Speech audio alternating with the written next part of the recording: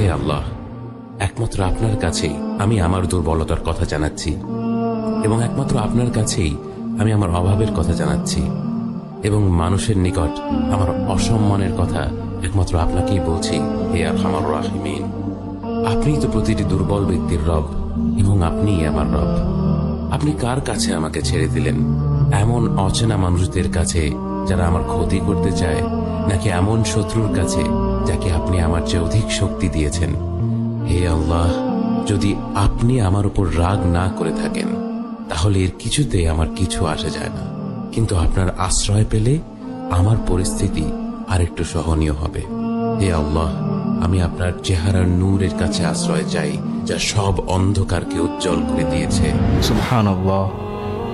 এই শব্দগুলো এতটাই স্বচ্ছ এবং শক্তিশালী, যা আল্লাহর প্রতি আমাদের নির্ভরশীলতা এবং ভরসা বাড়িয়ে দিয়ে